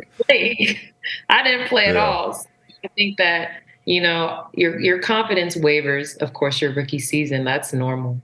But as often as I can, I just tell her to, like, stay ready, stay confident, don't overthink. And at the end of the day, whatever mistake you make on offense, you can get it back on defense. And that's good advice. Focus. But she's doing great. I'm very happy for her. I know she loves being in LA. And like I said, it's a long season. And we're going to need her. And I really enjoy being out there with her. And she's amazing. She's a great rookie. A couple more things I want to hit with you to that point about her being in a better spot than you are. But, like, this is your first season, like, you know, with this real, like, solidified, you know, key player role, you know, on the team. And of course, you're doing it with, you know, the coach who drafted you and Curt Miller. Like, how different is he? How different are you? And additionally, how you're being used? What has it unlocked in Lexie Brown? That makes sense. I think obviously we both grown up a ton. I was a little 23-year-old fresh out of college when we met. He actually reminded me that in our meeting, when he told me that I wasn't really going to play, I walked in with Chick-fil-A. And I don't remember doing that. But, like, why would you walk into a meeting with your head coach / GM with Chick-fil-A, like, eating in the meeting? Like, why would you do that? Like, that was just me being, like, dumb. So it's like little moments like that we, you know, joke around about. But yeah, I would say, like, I was a little spoiled. You know, you come from a program like Duke, and, you know, everyone just takes care of you and makes sure you have everything you need. Like, not saying that they don't take care of us and make sure we have everything we need in the W, but it's, like, very different from college. So you kind of have to, like, deprogram yourself out of that, you know, just being, like, taken care of like a child all the time, because that's what you are in college. You're a kid. And you, like I said, you got to make that transition fast from a college kid to a professional grown up in the WNBA. So I've grown up, I've matured, I've understood business, but my work ethic has never changed. And that's something that he has always been very complimenting of to me about, was my work ethic. And for him, you know, I've always respected him as a coach. I think that even when I was in Connecticut, he was a coach that I could be coached by. Just the situation at the time just wasn't right for it. He's also a basketball junkie. He loves film. I love film. He's very knowledgeable about the sport. And I respect his dedication to the craft. Being a head coach is not easy. And the way he approaches every day is you know, we think it's a little extra at times, but it works for him. And he's gotten to all the WNBA finals for a reason. So I've always respected him as a coach. But to see both of us growing, you know, he's kind of at an inflection point in his career. You know, he got to all those finals, but was never able to win a championship. You know, I'm at this point in my career where I'm finally getting an opportunity to showcase who I am as a player and as a leader. And for us to, you know, have this full circle moment and be able to experience this together, I think is really special. And it's nice, you know, that we've been able to put all that behind us and, you know, and conquer this opportunity together. I want to hit on something I know is important to your development, confidence, your process, and that's Athletes Unlimited, but not just as a player on the court, but also just as a basketball mind. You know, you're on the executive committee, right? Yep. And, you know, again, it feels like that dovetailed and has helped when it comes to your aspiration of being a general manager, just that format and that dynamic of Athletes Unlimited, if you could speak to that. Yeah, Athletes Unlimited was amazing. that changed my life in so many ways. From the relationships to the networking to that environment in particular was like exactly what I needed in that moment. It's very fun. It's not. I mean, there's a little bit like being in the executive committee this year was a little. It was a little stressful compared to last year, just being a player. But like it just felt like AAU, like how you felt when you were a kid, just coming to games and just hooping with your friends and just having fun, and like learning and growing together. So Athletes Unlimited is a league. It's 44 players. The executive committee that I'm now a part of, we handpick all 44 players to come play for 6 weeks in a city. This past season, it was in Dallas, Texas. And every week there's a captain, there's a leaderboard. You get points for everything that you do on the court. You get plus points, minus points for literally every single thing that happens on the court. And then as you accumulate points, you get spots on the leaderboard, and the top 4 players leaderboard are the captains, and you get a draft every week. So you get to draft new players every week, and you have, new looking teams every week. So I think that is like so much fun. I had a blast being a captain last season. This year I missed some games because I was still doing my ACC network stuff. So, I kind of fell behind a little bit in the leaderboard. So I wasn't able to be a captain at all this season, but it gave me like a new perspective of AU. Last year I was a captain like almost the entire time. And then this year I wasn't one ever. So it gave me like a very new and refreshing view of Athletes Unlimited, which I think is important as like a executive committee member. Just to see you got to operate very differently when you have no chance of being a captain. Like I was so far behind, like I knew I was never going to get in any of those top 4 spots. So you have to, I mean, it's still like a league and you still want to win. So there's still a way you have to carry yourself and perform and be a good teammate to get picked up the next week. So, it's still a game. It does turn into like, a business type situation. At some point. You don't want to be one of the last picks because people think you got a bad attitude or something like that. But it was so much fun, and to see the opportunities that people have gotten from Athletes Unlimited has been great. And then to see, maybe like a player like me, for example, I feel like I maybe was considered like a fringe player that first season I played AU, and just the confidence that it gave me and instilled in me and boosted me to going into that first season in LA. Like, I don't think I would have made that Sparks team if I didn't play in AU. Wow. Yeah, that was life-changing. Listen, before I let you go, future GM, NBA or WNBA, I asked you about your beloved Celtics. You're in LA. I got to ask you about what you would do with the Lakers. Nice run. Everybody else making moves. You're the Lakers GM. Rob Pelinka says, hey, I'm stepping down. Lexie Brown taking my spot. What are you doing to get the LeBron, AD, and the Lakers back to the NBA Finals?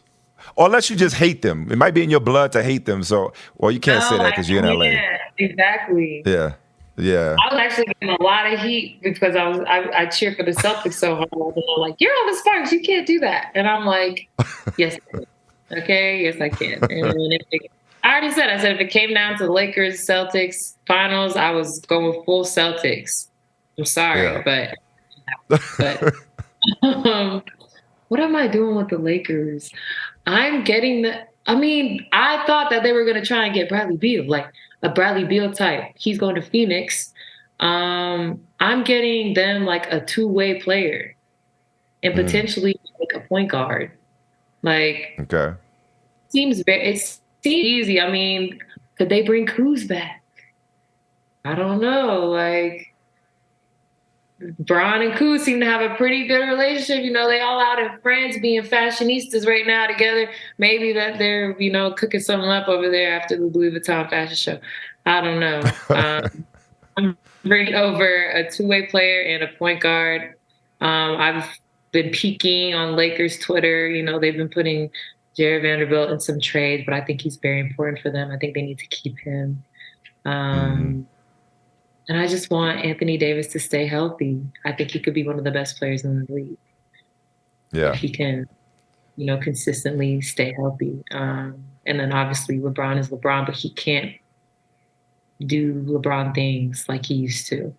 So I think they need to just surround him with, I mean, I think his thing has always been like, I'm going to play with this group and I'm going to carry him.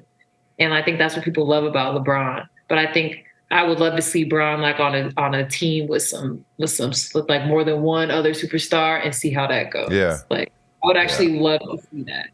Like how everybody else is kind of loading up. Like I feel like him and Dame are kind of on the same wavelength. Like I'm a win with no matter what. Like whoever I got with me, like we gonna win. Which I love that mentality, and that's why I love Dame. That's why I love Bron. But I would love to see Bron be like, all right, y'all, come on, let's go. And like, let's stack this team up and run through the league. Like, I would love that. Well, I'll tell you, I've loved talking to you, Lexie. Love getting to know you. Love reflecting on your journey. And I love your story because it's not just a story of persistence and perseverance on your part, but it's also a lesson in patience, you know, really for the WNBA, but athletes in general. Like we are very quick, especially in media, to decide what somebody is right at the outset, what somebody is or what they will or won't ever be or ever accomplish. And you're an example of what patience can bring in what you're doing for the Sparks in year 6. Can't wait to see what you do the rest of the season and beyond. Yo, let's keep in touch, all right? I need to pick that basketball brain of yours sometime. Yeah, no, when we can keep in touch now, but when that NBA season starts, we can go back and forth, talk about all types of things. I love talking about basketball. You'll see. You'll be like, Lexie, leave me alone. Like, I don't want to talk about this right now. All right, Lexie, we appreciate you. Take care, get healthy, and have a great rest of the season. Thank you. All right. It's our absolute pleasure to be joined by Los Angeles Sparks rookie Zia Cooke here on my main man, Michael Smith.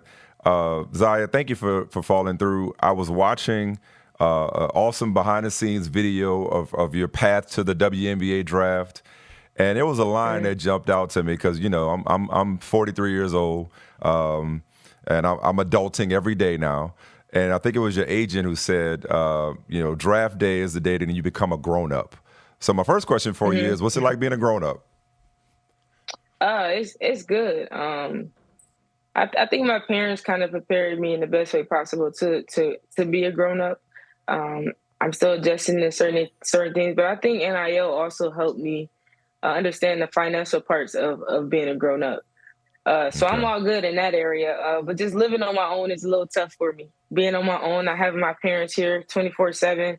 They're actually here with me right now, but I don't get the chance to be with them as much. So I'm adjusting in a good way. I think it's all healthy and it's all good for me the way I'm adjusting. Because my oldest daughter's a fan of yours, and I'm sure she's going to watch this. She doesn't watch everything I do, but I'm sure she'll watch this. Could you give her a message? Because she's 17. She's driving. You know, she going into her senior year of high school. I swear she got one foot out the door because she act like she just a tenant here. She don't want to do nothing. She just wants to come and go as she please. And I told her every time we try to correct her, I'm like, you gonna miss this. You don't believe me because I was your age once, but you gonna miss this. Can you please tell her that I'm right about missing it once you out of the house, missing it, wishing you could be under your parents' roof in their care? Definitely gonna miss it. Even I miss high school. I'm starting to miss college. Like you're gonna miss all those things that you might have took advantage of just a little bit. I think for me, waking up to when my parents cooking for me, my mom waking me up in the morning, like all the little things that came with still being a child. Exactly. I miss it all. Exactly. So she's gonna look back and tell you like, Dad, you was right. I do miss it. Man, I tell her all the time. I wish I could trade places with you. So. How would you describe this whirlwind? Because I was just looking at the calendar. I mean, it feels like just yesterday you played your last collegiate game. You played your last game for South Carolina on March 31st. You were drafted on April 10th. You had your first game on May 19th. You've already been a professional for 2 months now. Like such a truncated transition, if you will. What's this whirlwind been like for you?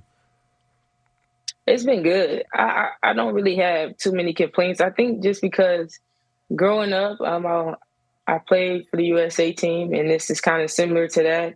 I did AAU. I did a lot of things that I was by myself with a lot of things that I did. So I think all the things that I've done has prepared me for this moment. Definitely prepared me for this moment. But it's been fun for me.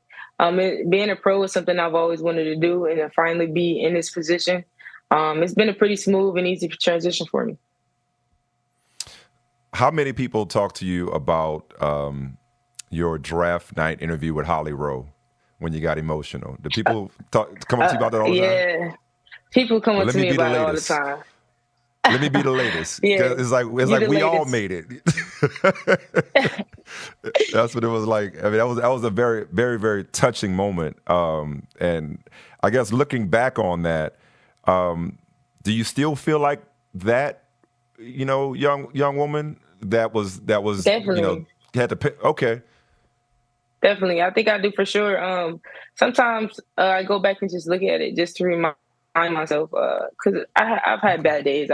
We're in the season. It's probably 10, 11 games in the season. And I've had bad games. I've had bad nights. I've had my crying nights already. So I've already had a few experiences for myself. But I think it's all helping me, and it's going to prepare me. So I think sometimes when I do get down on myself, I look at things that remind me of why I'm here. I look at things that remind me of everything is going to be okay, and stuff like that. So that draft night is something that I will forever remember, and something I always go back for just for a little bit of motivation. Why have you had crying nights? Just because, it's tough. Transitioning from just being in college, high school, everything, my minutes are limited here. I'm figuring out a new system. I'm playing with the best girls in the world. So it's a lot. It's a lot for me. And it's a huge transition. I think it's a huge transition for me. Just everything that I'm learning, and just the battle wounds that I got to go through to eventually be the player that I want to be. So I think everybody has had them, but I think right now for me, I'm just going through trial and error, and it's nothing that I can't get through.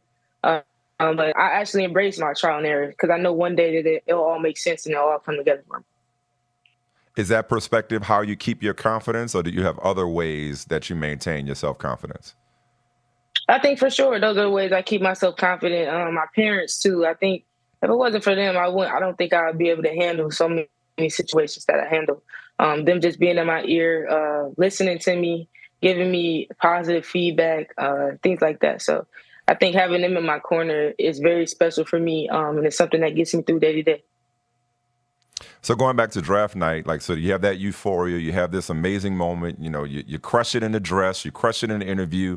I mean, the behind the scenes where you walked in and your whole family and your friends and your loved ones greeted you, it's like you're on this huge high. How quickly did you have to set aside the euphoria of your dream coming true and focus on the reality? Okay, I got to go right to work.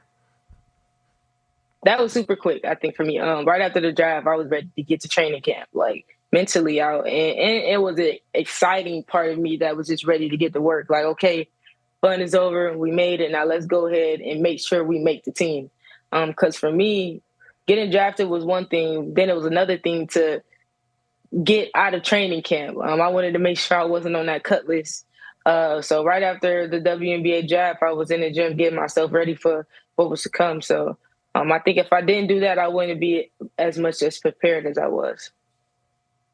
I'm glad you brought that up because I wanted to hit on that with you as an incoming player. Can you describe for people who may not quite understand, because, we see you dominate at South Carolina or even dominate, since you've been playing ball all the way going back to high school and whatnot, internationally as well. It's like we see you get drafted, your dream comes true. You got the viral moment with Holly, and you're into the WNBA. Can you describe for those that may not either know, understand, or appreciate just how hard it is for a young player, even a top 10 pick, to stick and make it in the WNBA? It's very hard. It's very hard. And I think the rookies are the ones that get it the worst. So you got to make sure that you come in ready to play. You got to make sure that you show everybody in that gym that you deserve to be in this position. And it's cutthroat. It's definitely cutthroat. You can build relationships in this league, and things still might not go your way. So that's why it's more of a job now. It's strictly business now, and you just got to do what you got to do. So it's hard. And a lot of people are like, oh, I got drafted, yay! But at the end of the day, yeah, you got drafted. But there's been some people that got drafted in the first round that's not even in the league right now. So you got to make sure that you continue to push very hard, and don't get too high just because you got drafted, because it gets tough right after that. Did you have any cutthroat moments? Like, what was your welcome to the WNBA cutthroat moment once you got drafted? I haven't had any.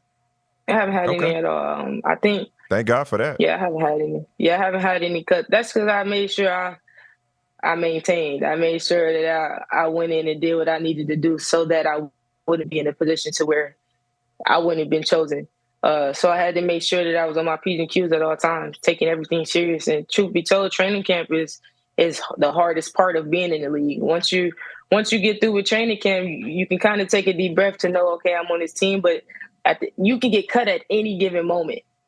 But I think training camp is where you build that separation from the players that are supposed to be here and who's not. Mm-hmm. Was there a moment when, let me see if I can make this make sense. Was there a moment where you knew that your veteran teammates knew that you belonged? Does that make sense? Yeah, it makes perfect sense. I think for the first time that I knew that my teammates knew that I belonged was, first of all, I felt like Nekias always believed that I deserved to be on this team just from draft night. She always told me she told me the first day I met her that she was going to take very good care of me. And that just shows that she wanted me on the team. She wanted me to be a part of this program. And my teammates now, they really put a huge emphasis of trying to get me the ball every time I step on the floor. They keep me motivated. I got some really good vets around me, and not a lot of people get the chance or the opportunity to have people around like I do. And I'm super, super thankful for all the vets that I have around me, because truly, if I didn't have them on my side, I don't know where I would be. Because they definitely take very good care of me, keep me motivated, and let me know that I deserve to be here. And this is somewhere that I'm going to be for a long time, as long as I put the work in. What have you already learned in the 2 months that you've been a Spark that you could not have wrapped your mind around 2 months ago? But you couldn't even imagine you'd have learned, especially this fast? Ooh, that's a good question. I think, that you just got me with a real good one. Take your time. Something that I've learned. Repeat it for me one more time. Sorry, let me make sure that I'm Yeah, I would right. say as much as you may have, I'll buy you some time to think about it as well. As much as you may have had an idea what to expect. I mean, listen, you only came from the premier program in the country. As much as you may have had an idea of what to expect at this level, or what it took to succeed at this level, or the road that lied ahead to you, the challenging road that lied ahead for you. Looking back just in the last 2 months, what have you learned that you could not have wrapped your head around on, let's say, on draft night? I think the first thing that keeps coming to my mind is just the amount of games we play. Like, it's literally no break. Like, we play every other day. So I think that's something that my body didn't wrap its mind around. So I had to physically get myself in the space to where I could perform at a high level every other night, especially coming from a season. I just got done playing, competing for a national championship. And then right after that, I had to come here and work my butt off even harder to compete for a training camp. And now we're playing games every other day. I think my body's starting to adjust, and I'm super happy about that. But I think that's something coming in. I don't think I was very prepared for how much of a toll this all will put on me. Mm-hmm. That's perfect. That's exactly what I had in mind. All right, so let's go to opening night. First of all, before we get to your performance on opening night, what was the energy like? Like, it's opening night, it's your first professional regular season game, and it's also BG's return. Like, what was that whole scene like? And Dawn is there. You know, like, what was that scene like? The energy in that building. It was crazy. It was great. It was great. I think the the highlight of the night was BG though. Like the crowd was so into it. I had an opportunity to meet her before that game because we played them in a preseason game. But the crowd was very, very into it. I was super excited just to have the chance to go out there and play with her on the floor, with it being a historic night for her. And literally right before I got on the court, I saw Coach Staley. So that got me hyped, got me riled up. And I'm like just ready to go out there and play. So I just knew. And truth be told, I didn't really even know when I would get put in the game that day. I was just ready. Whenever my time was, I was ready to get out there. So that was super, super. That's one of the best nights that I've had so far. And hopefully down the road I can get some more games like that because I need to get some of those on my belt. Yeah, I'm about to say you're ready, all right. 14 points in 15 minutes in your first game. What was clicking for you that night? Why were you in that zone, in that mode?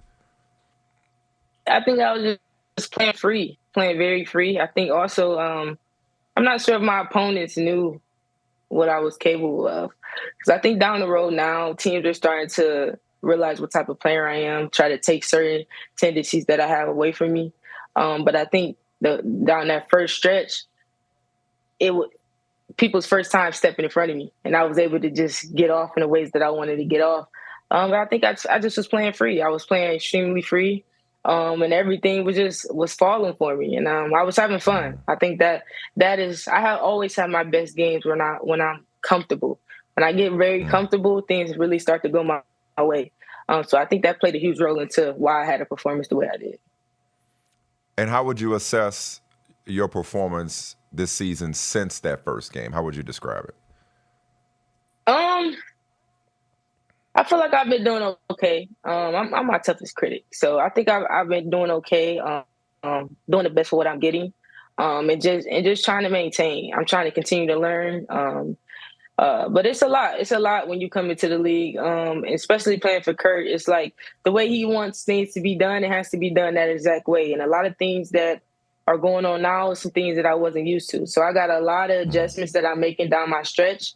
And there's some things that I just got to figure out. But I wouldn't say I'm doing bad. I just think I'm going through what rookies usually go through, adjusting.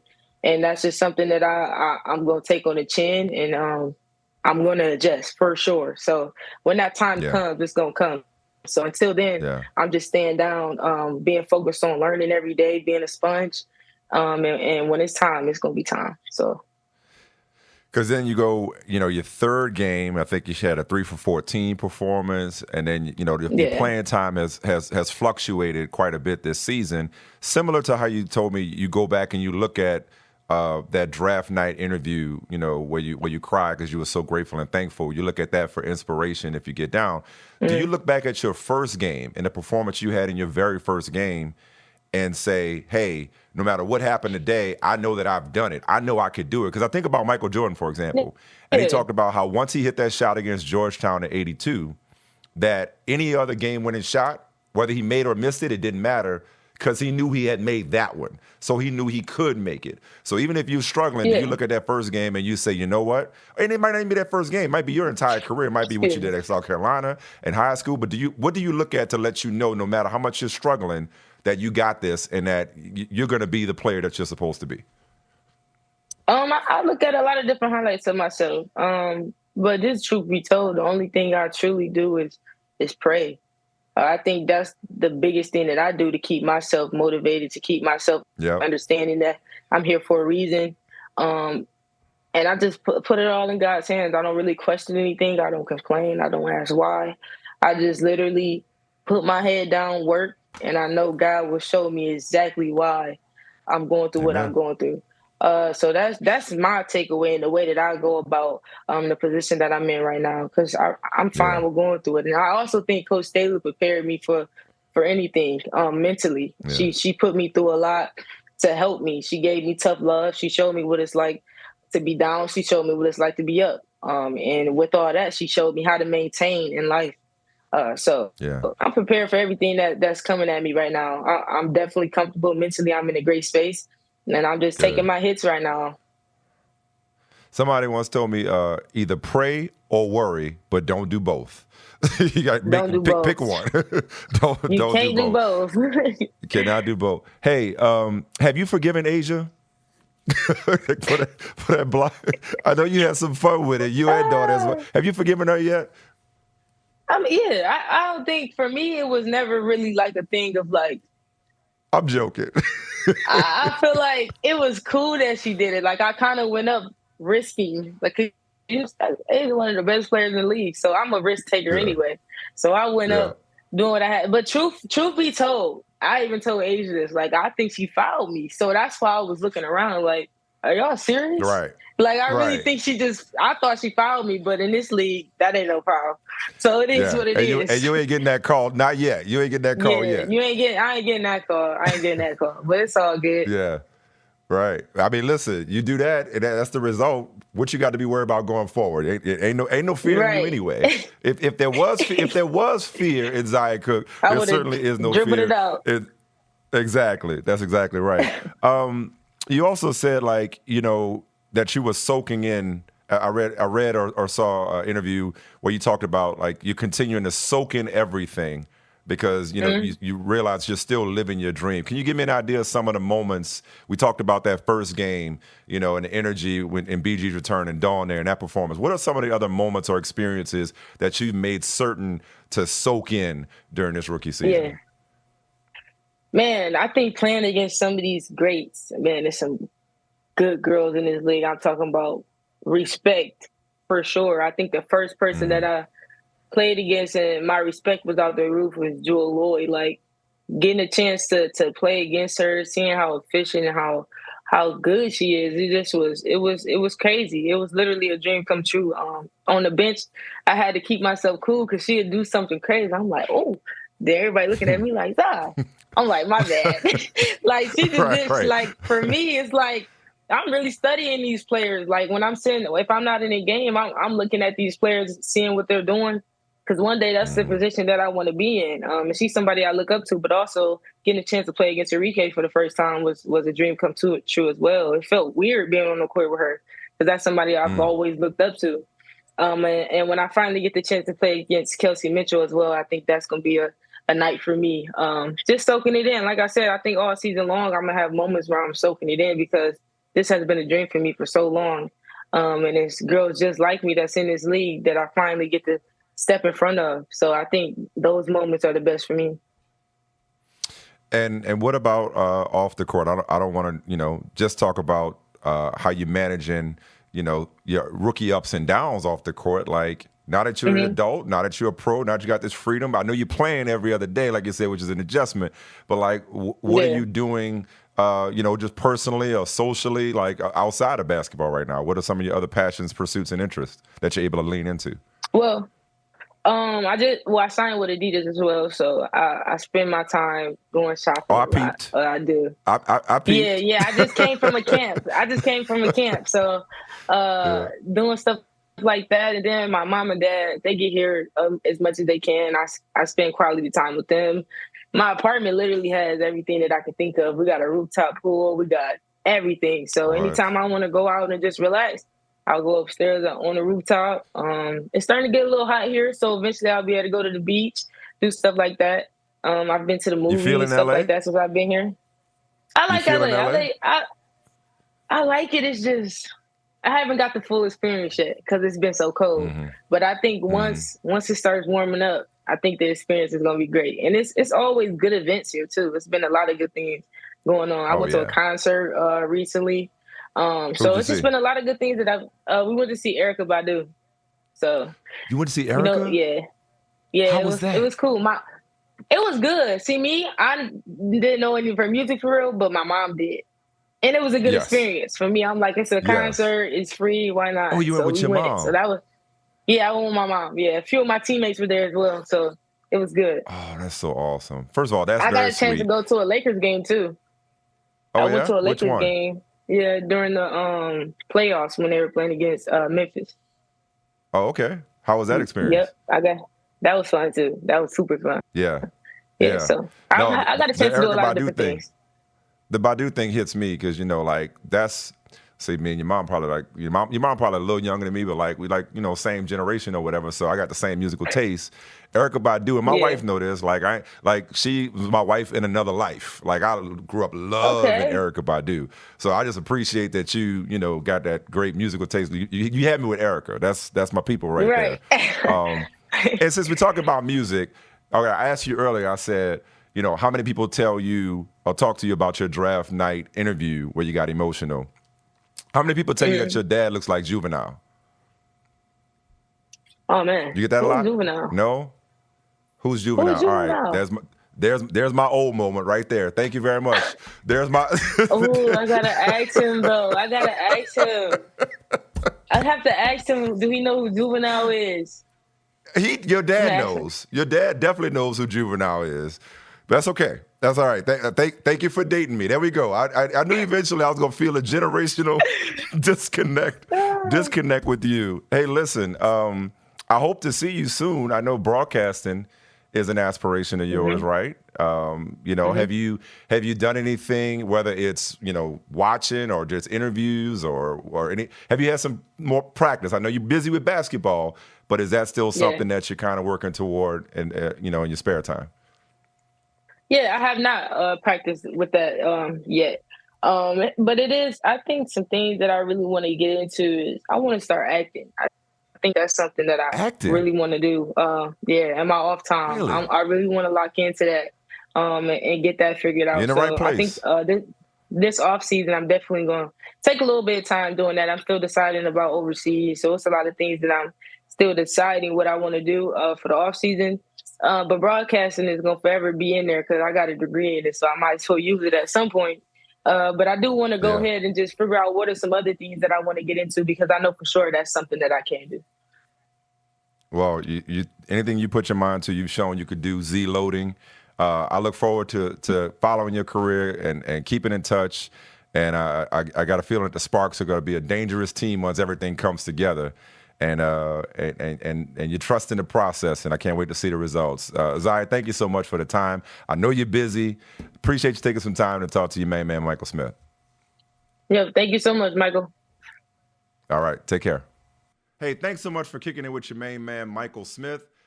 Be sure to subscribe to this YouTube channel, but also subscribe to the podcast wherever you get your podcasts. Rate it, review it. Tell your friends about it. Oh, and be sure to follow me on social media.